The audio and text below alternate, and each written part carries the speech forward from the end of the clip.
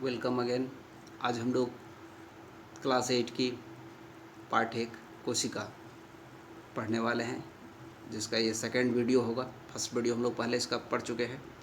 Second part में हम लोग थोड़ा सा स्टार्ट करने से पहले फर्स्ट पार्ट की थोड़ा सा चर्चा कर लेते हैं। आइए, तो चलिए, कोशिका को, जिसको हम लोग अब जान चुके हैं कि कोशिका को इंग्लिश में हम लोग सेल कहते हैं, और कोशिका क्या है, तो ये हम लोग यहाँ एक बार फिर से चर्चा कर लेते हैं कि सजीवों का जो शरीर होता है, पेड़ पौधे, जीव जंतु, मनुष्य का जो शरीर होता है वह सूक्ष्म इकाइयों से मिलकर बना होता है, और उस सूक्ष्म इकाई को, वो छोटे छोटे इकाई को हम लोग कोशिका कहते हैं। यानी कि हमारा शरीर जो है असंख्य लाखों अरबों कोशिकाओं से मिलकर बना हुआ होता है। कोशिका के आधार पर यहाँ जीवों को दो भाग में बांटते हैं। अगर एक ही कोशिका का जीव है तो एक कोशिकीय जीव, जिसका उदाहरण है अमीबा, और यदि बहुत सारे कोशिका मिलकर बना हुआ तो बहुकोशिकीय जीव कहलाएंगे, जिसमें मनुष्य आएंगे, पेड़ पौधे आएंगे, जीव जंतु आएंगे जो बड़े आकार के हैं। और इसकी खोज के बारे में हम लोग चर्चा कर लेते हैं। तो कोशिका की सर्वप्रथम खोज रॉबर्ट हुक के द्वारा 1665 ईस्वी में किया गया था, जो कि एक मृत कोशिका थी, उसकी खोज की गई थी। और यदि आपसे क्वेश्चन ये पूछा जाए कि सर्वप्रथम जीवित कोशिका को किसने देखा, तो 1674 ईस्वी में एंटोनी वान लीeuwenhoek ने देखा। तो जीवन की मूलभूत इकाई है कोशिका। ये तो हम लोगों को पता चल गई है कि जीवन की, किसी भी जीव के जीवन की मूलभूत इकाई जो होगा, यूनिट होगा, वो कोशिका होगा। तो आइए अब थोड़ा हम लोग सेकेंड पार्ट को अब स्टार्ट करते हैं, आगे चलते हैं।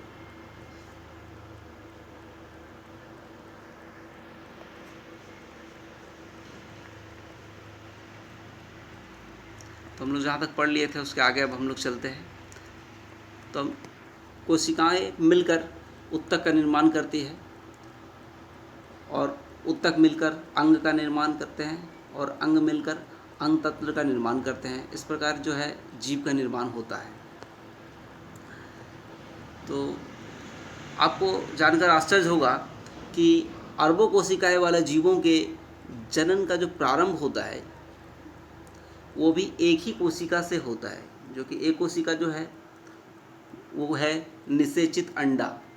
यानी कि जब अंडा, कहने का मतलब कि अंडा जो होता है वो एक कोशिका जीव होता है, एक कोशिका है, जीव नहीं कह सकते हैं, वो एक कोशिका है, अंडा एक कोशिका होता है। और वो जब निषेचित हो जाता है अंडा, उसके बाद वो अपना, उसमें गुणन होता है और वृद्धि होता है, एवं परिवर्धन के साथ कोशिकाओं की संख्या बढ़ती चली जाती है। इस प्रकार अनेक कोशिका वाले जीव का निर्माण होता है। मगर ये जानने योग्य बात था कि उसकी शुरुआत जो होती है हमेशा एक कोशिका से होती है, अंडा से। तो निषेचित अंडा गुणन करता है तथा वृद्धि एवं परिवर्धन के साथ कोशिकाओं की संख्या बढ़ाती जाती है।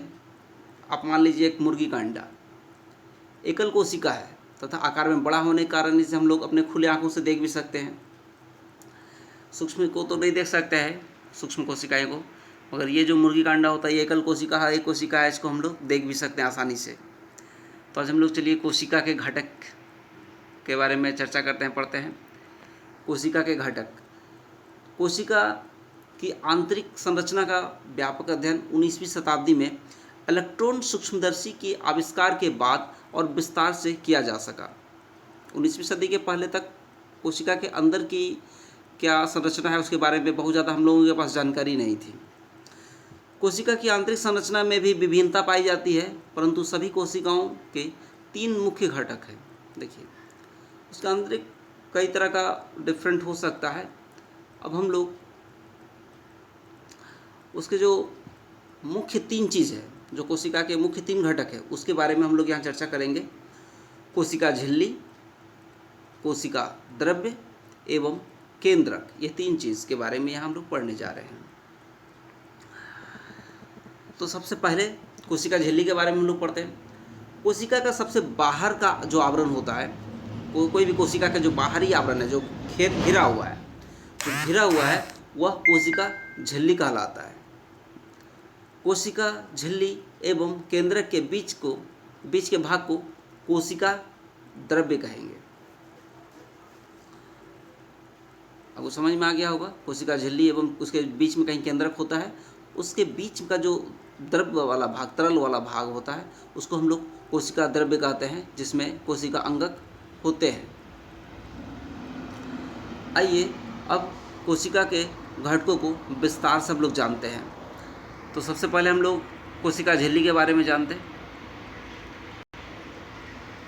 यानी कि सेल मेम्ब्रेन।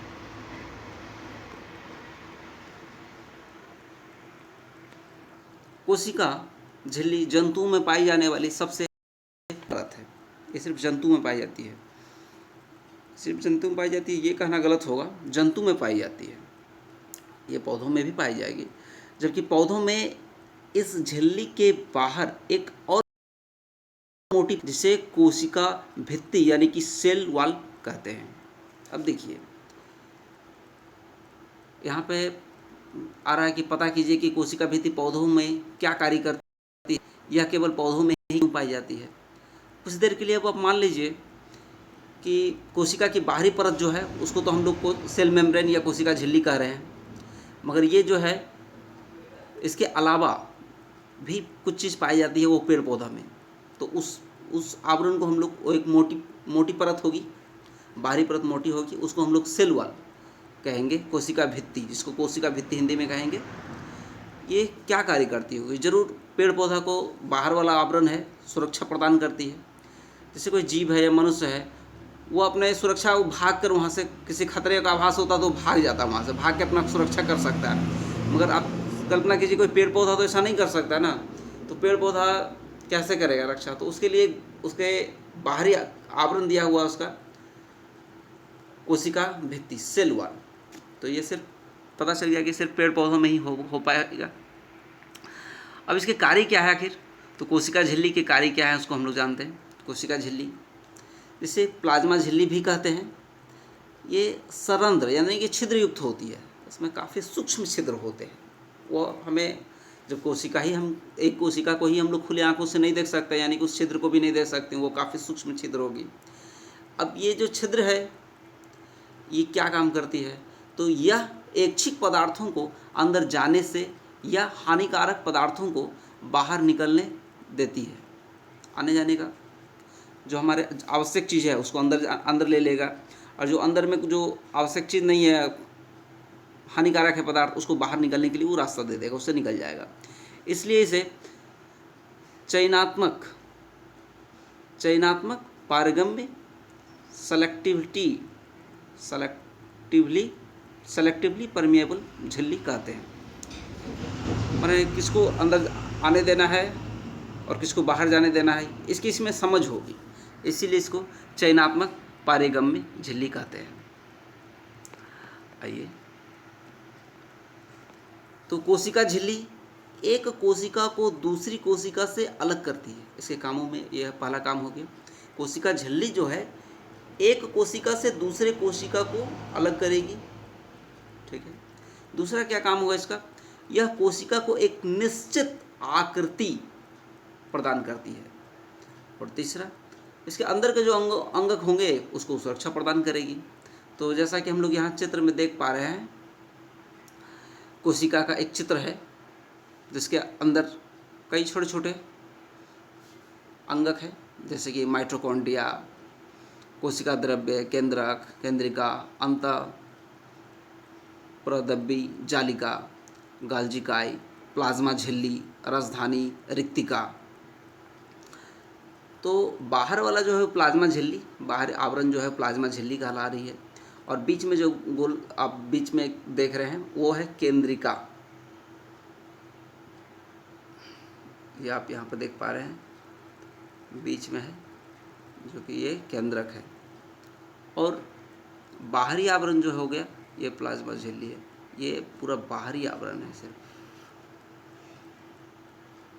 ये बाहरी आवरण है, जिसको हम लोग कोशिका झिल्ली या प्लाज्मा झिल्ली कहते हैं। अब इसके अंदर का हम लोग कोशिका द्रव्य के बारे में पढ़ेंगे।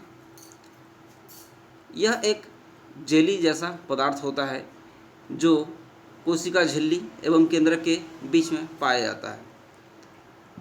यह दानेदार, अर्धतरल तथा अर्धपारगम्य पदार्थ होता है, जिसमें विभिन्न कोशिका अंगक पाए जाते हैं, जैसे माइटोकॉन्ड्रिया, गोल्गी, राइबोसोम, हरित लवक, राजधानी आदि। तो ये जो बीच वाला पदार्थ है, प्लाज्मा झिल्ली और केंद्रक के बीच में जो तरल पदार्थ जेली जैसा पाया जाएगा, उसकी बात हो गई, जिसको हम लोग कोशिका द्रव्य कहें, यानी कि साइटोप्लाज्म। अब इसके केंद्रक के बारे में हम लोग पढ़ेंगे, जो कि इसका मुख्य पार्ट है। किसी भी कोशिका का मुख्य पार्ट क्या है? केंद्रक, जो बीच में होता है। जिस प्रकार मनुष्य के शरीर में ब्रेन बहुत ज़रूरी इंपॉर्टेंस चीज़ है, उस प्रकार ये समझ लीजिए कोशिका का ब्रेन है केंद्रक। यह कोशिका का सजीव संगठक है, जो प्रायः कोशिका के मध्य में स्थित होता है, पर पौधों में यह मध्य से थोड़ा हटकर स्थित होता है। पौधों में जरा सा हटकर स्थित होगा, जबकि जंतु में लगभग मध्य में होता है। साधारणतः केंद्रक गोलाकार होता है, जैसा कि आप चित्र में भी देख पा रहे होंगे। साधारणतः गोलाकार होता है तथा एक कोशिका में प्रायः एक ही केंद्रक होता है। ये ध्यान रखने योग्य बात है, एक कोशिका में एक ही केंद्रक होगा। देखिए केंद्रक के बारे में, ये केंद्रक का चित्र हो गया, चित्र 1.8। केंद्रक के अंदर एक जगह साइड में जो है उसको हम लोग केंद्रिका कह रहे हैं, और ये सूते के आकार का, जो धागे के आकार का, जो जिसको हम लोग गुणसूत्र, ये टेढ़ा टेढ़ा भाग जो है इसको हम लोग गुणसूत्र कहते हैं। और इसमें जो द्रव्य भरा होता है उसको हम लोग केंद्रक रंध्र केंद्रक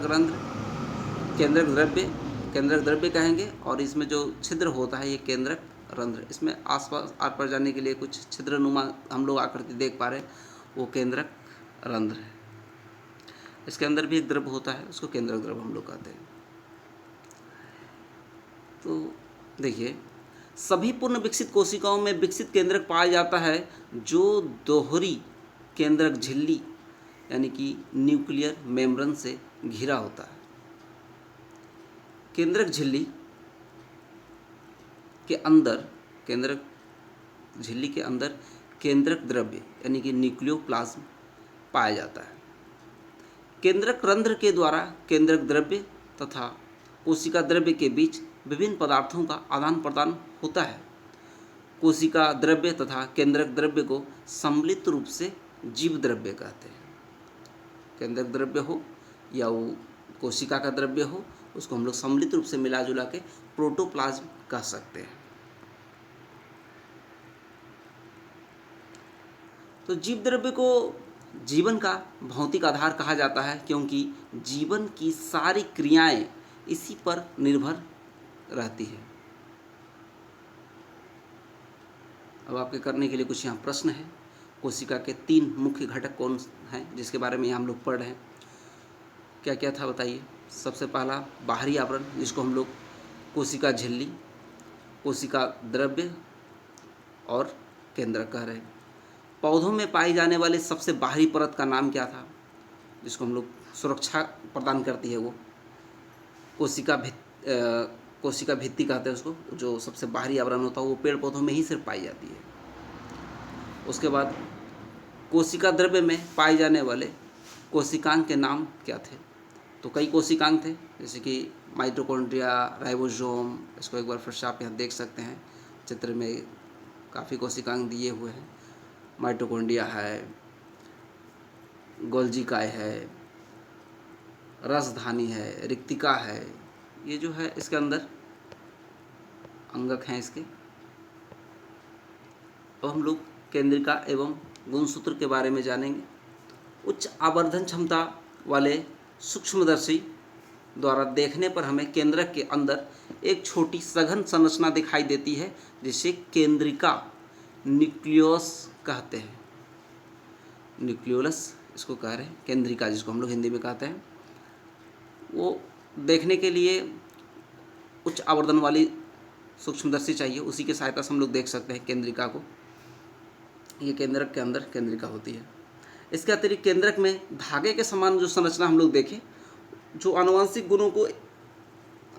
गुणों को जनक एक पीढ़ी से पीढ़ी दर पीढ़ी स्थानांतरित करते हैं। एक पीढ़ी से दूसरी पीढ़ी में ये गुण जो जाता है उसको हम लोग आनुवांशिक गुण को स्थानांतरण होता है, उसको हम लोग गुणसूत्र कहते हैं। क्या प्याज की झिल्ली की तरह मानव शरीर की भी किसी कोशिका को सूक्ष्मदर्शी द्वारा देखा जा सकता है? बिल्कुल देखा जा सकता है। कैसे देख सकते हैं, किस जगह से हम लोग ऐसा कर सकते हैं? तो इसके लिए एक हम लोग प्रेक्षण करते हैं, क्रियाकलाप 2। एक साफ दांत खोदनी टूथपिक से गाल के आंतरिक परत को धीरे से खुरचिए।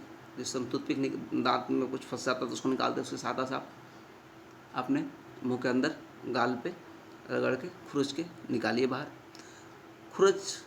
खुरचन को कांच की स्लाइड पर रखिए,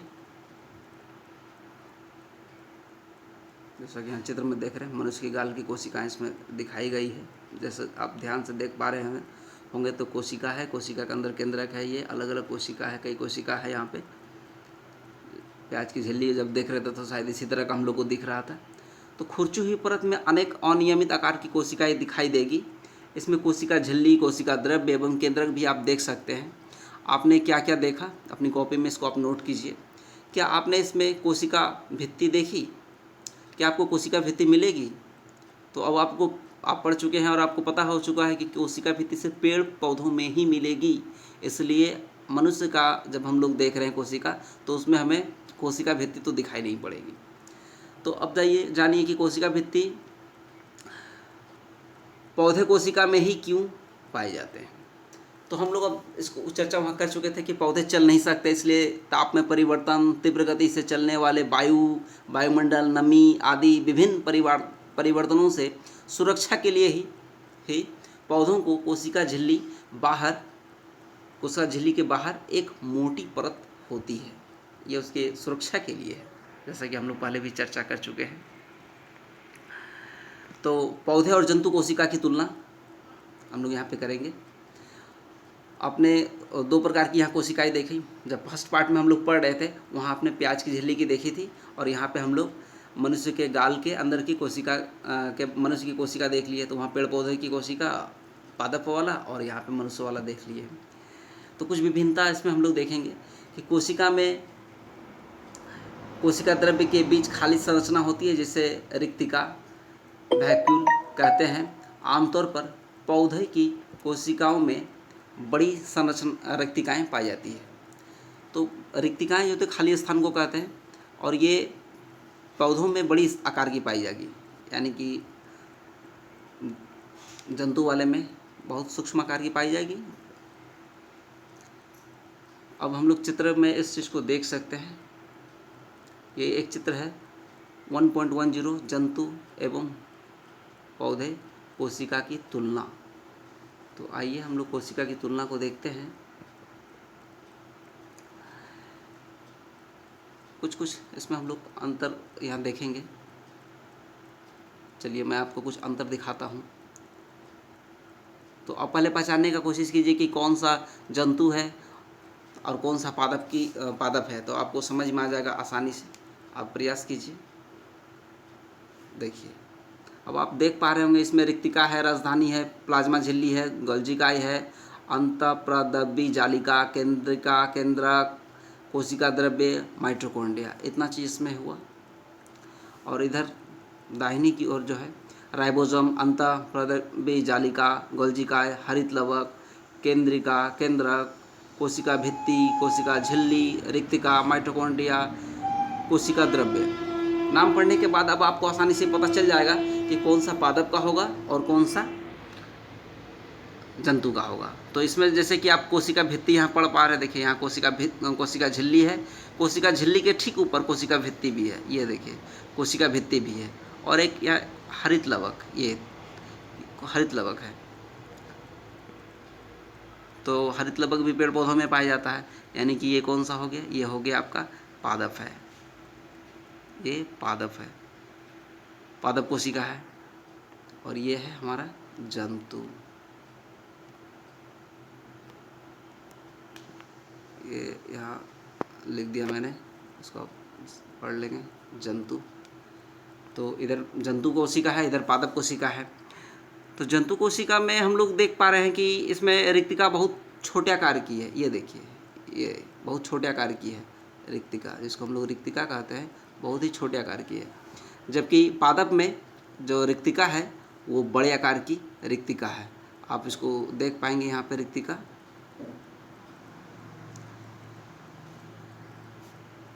ये बड़े आकार की रिक्तिका है। ये आप यहाँ पे देख पा रहे होंगे, नीचे से माइटोकॉन्ड्रिया के जस्ट ऊपर है रिक्तिका लिखा हुआ, और ये बड़ा सा जो आकृति है ये रिक्तिका का है।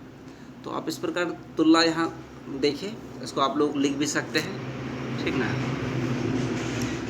इसके लिए हाँ ना यहाँ लिखना है, हाँ ना में आंसर देना है आपको। तो कोशिका भित्ति अगर जहाँ पाया जाएगा वहाँ टिक करना है, हाँ में हाँ लिखना है, और यदि नहीं तो नहीं लिखना है। तो कोशिका भित्ति, कोशिकांग में कोशिका भित्ति, अब आप चित्र के अनुसार समझ गए कि कोशिका भित्ति पौधों में होगी, तो हम लोग यहाँ पे क्या लिखेंगे, हाँ, इस पे हाँ लिखना है ये आपका। और जंतु कोशिका में क्या लिखना है, नहीं। केंद्रक झिल्ली दोनों जगह हाँ हो जाएगा, केंद्रक दोनों जगह हाँ हो जाएगा।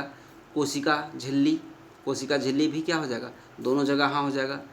कोशिका द्रव्य, द्रव्य भी दोनों जगह होगा। हरित लवक, क्लोरोप्लास्ट, यानी कि पेड़ पौधे सिर्फ खाना बनाते हैं, इसलिए हरित लवक उनको जरूरत पड़ता है, इसलिए ये सिर्फ पौधों में होगा। तो यहाँ पे हम लोग पौधों में हाँ करेंगे, पौधों में यहाँ करेंगे, यहाँ और यहाँ ना। रिक्तिका क्या हो गई, पेड़ पौधों में हम लोग लिखेंगे बड़े आकार की, यहाँ लिखेंगे बड़े आकार की, और यहाँ लिखेंगे छोटे आकार की, ठीक है। इस आधार पे आप लोग इस सारणी को तैयार कर लीजिएगा। तो यहाँ पे हमारा ये चैप्टर समाप्त हो गया। अब आपके लिए अभ्यास है, तो हमने जो सीखा यहाँ पे उसकी हम लोग एक बार चर्चा कर लेंगे, उसके बाद हम लोग अभ्यास में चलेंगे। तो सबसे पहले हम लोग जो यहाँ पर पढ़े, इस पाठ में पढ़े, उसकी हम लोग एक बार हमने सीखा, इसको आप ज़रूर एक बार पढ़िएगा और लिखिएगा भी, अपने कॉपी पर नोट भी करिएगा। कोशिका सभी जीवों की संरचनात्मक एवं क्रियात्मक इकाई है। रॉबर्ट हुक ने 1665 ईस्वी में सर्वप्रथम कोशिका की खोज की। कोशिका विभिन्न आकार, प्रकार एवं आकृति की होती है। कोशिका के 3 मुख्य संगठक है, कोशिका झिल्ली, कोशिका द्रव्य एवं केंद्रक। जीव द्रव्य जीवन का भौतिक आधार है, इसमें कोशिका द्रव्य एवं केंद्रक द्रव्य दोनों शामिल है, दोनों को मिला के हम लोग जीव द्रव्य यानी कि प्रोटोप्लाज्म कहते हैं। कोशिका भित्ति एवं क्लोरोप्लास्ट सिर्फ पौधों में ही पाया जाता है। ये जो 2 चीज़ है इस पर ध्यान दीजिएगा। कोशिका भित्ति और क्लोरोप्लास्ट ये सिर्फ और सिर्फ पादपों में ही पाया जाएगा। कोशिका द्रव्य में पाए जाने वाले मुख्य कोशिकांग, कोशिका द्रव्य में पाए जाने वाले कौन कौन से कोशिकांग हैं, तो उसके देखिए यहाँ 4 नाम दिया हुआ है, हरित लवक, माइटोकॉन्ड्रिया, राइबोसोम, राजधानी आदि। इसी के साथ धन्यवाद। अगर आपको हमारा ये वीडियो अच्छा लगा तो इसको ज़रूर शेयर और लाइक कीजिएगा, और अपना कमेंट भी ज़रूर दीजिएगा। इसी के साथ धन्यवाद।